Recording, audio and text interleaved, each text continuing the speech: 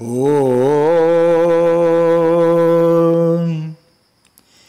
पुनरपि जननं पुनरपि मरणं पुनरपि जनने जठरे शयनम् इह संसारे खलु संस्तारे कृपया पारे पाहि मुरारे।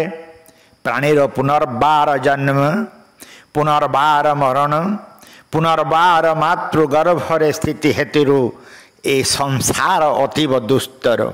हे मुरारी तुम्हें दयाकर ये अपर भव को भवबंधन मते रक्षा कर प्रभु।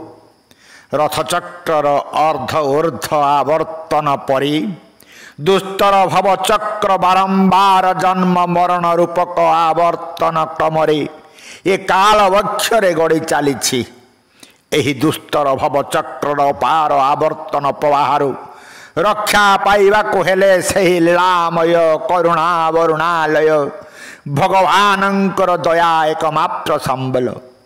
तांकर अपार करुणा बिना एथिरु रक्षा पाइबार उपाय नाही। नान्यः पंथा विद्यते अयनाय।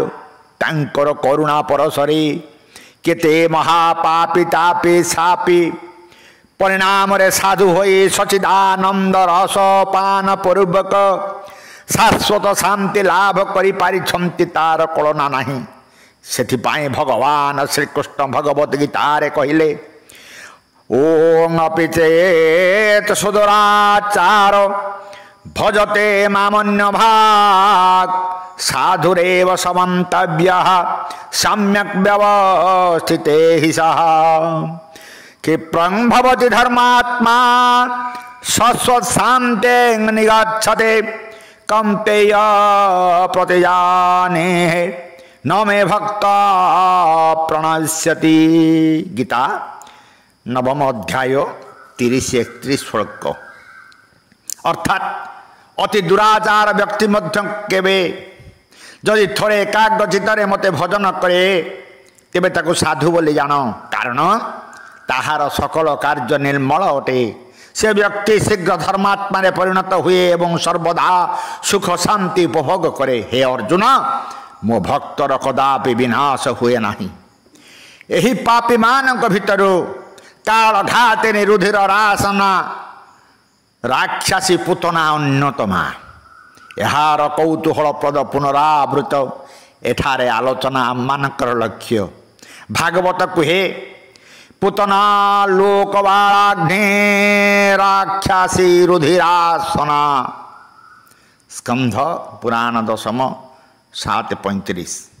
एपरी पापिनी राक्षसी पुणी भगवान देवदुर्लभ धातृत्व सुख अनुभव करी मुक्ति पाइला।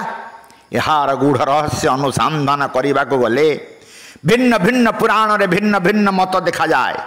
आदि पुराण 18 अध्याय जना जाए यही पुतना पूर्व जन्म काली भीरु नामक ऋषिंकर कन्या चारुमती थिला। से कक्षिवान ऋषिंकर धर्मपत्नी थिला। ताहार स्वामी कौन सी समय रे कार्यवशतः देश गमन करने सुजोगर अवसर नहीं से एक शूद्र ठारे आसक्त होता। निजर स्वामी विदेश फेली जितेबाला फेरिले पत्नी अनुचित सद्व्यवहार कले किंतु से क्रूर भाव प्रदर्शन करने को लगिला।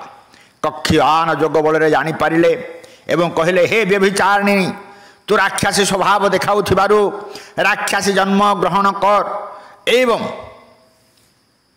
तू पापी हेइथिबारु कष्ट भोग कर। एथिरे भयभीत है चारुमती साप मुक्ति प्रार्थना कला एवं प्रार्थना करिबारु दयावान कक्षी ऋषि कहिले त्वं वञ्चयित्वा मानुनं यद्भुकितरेवता प्राप्नुहि राक्षसी योनिं दुष्टे दुष्ट प्रदूषिता कदाचित् करुणा सिन्धोः कृष्णः संतरिष्यति। आलो दुष्टा तू मते छलना करी बिट पुरुष ठारे आसक्त हेलो एपरी चरित्र दूषिता हेतु तू राक्षस जोनि प्राप्त हेबु सत मात्र कालांतर रे करुणामय श्रीकृष्ण तते उद्धार करिवे। उक्त पुराण रे अन्य एक उपाख्यान देखा मिले जे दिने महर्षि नारद श्रीकृष्ण को पचारे प्रभु एपरी पापिनी राक्षसी पुतनार आपण अंकसाई होई ତାହାର ଦୁଗ୍ଧ ପାନ କଲେ? ଭଗବାନ ଶ୍ରୀକୃଷ୍ଣ ଉତ୍ତର ଦେଲେ, ଶୁଣ ନାରଦ, ସ୍ୱଳ୍ପମପସ୍ୟ ଧର୍ମସ୍ୟ ତ୍ରାୟତୋ ମହତୋ ଭୟାତ୍। ଧର୍ମର ସ୍ୱଳ୍ପ ମାତ୍ରା ମଧ୍ୟ ମନୁଷ୍ୟକୁ ମହତ ବିପଦରୁ ରକ୍ଷା କରେ। ମହର୍ଷି ଚ୍ୟବନଙ୍କର କୌଣସି ଏକ ଅପରାଧ ହେତୁରୁ ଭଗବାନ ଶଙ୍କର ତାକୁ ଅଭିଶାପ ଦେଇଥିଲେ ଯେ ଶୀଘ୍ର ତୁମର ମୃତ୍ୟୁ ହେଉ। କିନ୍ତୁ ଶଙ୍କରଙ୍କର ଅଭିଶାପ ଅମୋଘ ହେଲେ ମଧ୍ୟ ମହର୍ଷି ଚ୍ୟବନ ଅମିତ ତେଜସ୍ୱୀ ଥିବାରୁ କେହି ତାଙ୍କର ମୃତ୍ୟୁ ସମ୍ପାଦନ କରିପାରିଲେ ନାହିଁ। କିନ୍ତୁ ଏହି ପୁତନା ଚ୍ୟବନଙ୍କୁ ମାରି ଶଙ୍କରଙ୍କର ଅଭିଶାପ ସାର୍ଥକ କରିଥିବାରୁ ସେହି ପୁଣ୍ୟ ହେତୁରୁ ସେ ମୋର ଧାତୃତ୍ୱ ସୌଭାଗ୍ୟ ଲାଭ କଲା। କିନ୍ତୁ ଗର୍ଗ ସଂହିତା ଗୋଲକ ଖଣ୍ଡରେ ଭିନ୍ନ ମତ ଦେଖିବାକୁ ମିଳେ। ରାଜା ବହୁଳାଶ୍ୱ ପ୍ରଶ୍ନରେ ମହର୍ଷି ନାରଦ କହୁଛନ୍ତି ଯେ ଏହି ରାକ୍ଷସୀ ପୁତନା ବଳିରାଜର କନ୍ୟା ରତ୍ନମାଳା ଅଟେ। ଯେତେବେଳେ ଲୀଳାମୟ ଭଗବାନ ନାରାୟଣ ତ୍ରିଭୁବନ ସୁନ୍ଦର ବାମନ ମୂର୍ତ୍ତି ଧାରଣ କରି ବଳି ଦ୍ୱାରରେ ପହଞ୍ଚିଛନ୍ତି, ସେତିକି ବେଳେ ବଳି କନ୍ୟା ସୁନ୍ଦରୀ ରତ୍ନମାଳା ପ୍ରଭୁଙ୍କର ଭୁବନ ମୋହନ ରୂପ ଦେଖି ବାତ୍ସଲ୍ୟ ପ୍ରେମରେ ଅଭିଭୂତ ହୋଇ କହିଛି, ମୁଁ କେବେ ଏପରି ପୁତ୍ର ଲାଭ କରନ୍ତି। କୂଳରେ ଧରି ଦୁଗ୍ଧ ପାନ କରେଇ ଆନନ୍ଦ ଅନୁଭବ କରନ୍ତି। ବଳି ଯଜ୍ଞେ ବାମନସ୍ୟ ଦୃଷ୍ଟ୍ୱା ରୂପ ମନୋହରମ୍।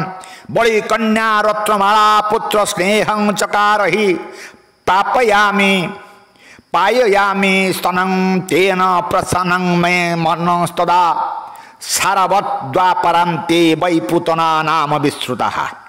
ବ୍ରହ୍ମବୈବର୍ତ ପୁରାଣ ଶ୍ରୀକୃଷ୍ଣ ଖଣ୍ଡ ଅଷ୍ଟାଦଶ ଅଧ୍ୟାୟରେ ମଧ୍ୟ ସେହି କଥା କୁହାଯାଇଛି ଯେ ବଳିଯଜ୍ଞେ ବାମନସ୍ୟ ଦୃଷ୍ଟା ରୂପ ମନୋହରମ୍ ବଳି କନ୍ୟା ରତ୍ନମାଳା ପୁତ୍ର ସ୍ନେହଂ ଚକାରତମ୍ ମନସା ମାନସଂ ଚକ୍ରେ ପୁତ୍ରସ୍ୟ ସଦୃଶ ମମ ଭବେଜ୍ଜଦି ସ୍ତନଂ ଦତ୍ତ୍ୱା କରୋମି तं च वक्ष्यसि हरिस्तनान् मानसं ज्ञात्वा पपौ कालान्तरे स्तनं ददौ मातृगतिं तस्यै कामपूरपूर्वानिधेः दत्त्वा विषस्तनं कृष्णं पुतना राक्षसी मुने भक्त्या मातृगतिं पापं कं भजामि हरिं विना।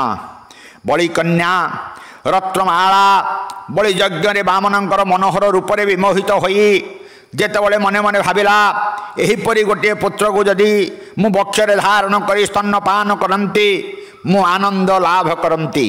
करुणामय करुणावरुणालय जगन्नाथ महाप्रभु दुग्धपान करी कृष्ण भाव रे तार प्राण को मारी पुतना को मातृगति दे मोक्ष प्रदान करथिले।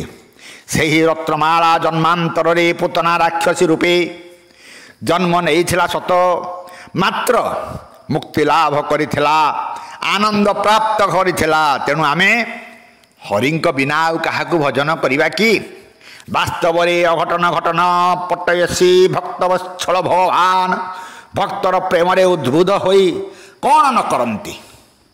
अज्ञ मानव यार रहस्य उद्घाटन कर न पारी कामिनी कांचन मोहरे दुख जंत्रणामय दुस्तर संसार चक्रे घुरुची। आस आम समस्ते से भगवान चरण रे समर्पित हेबा। तुजाको हेउटी सदय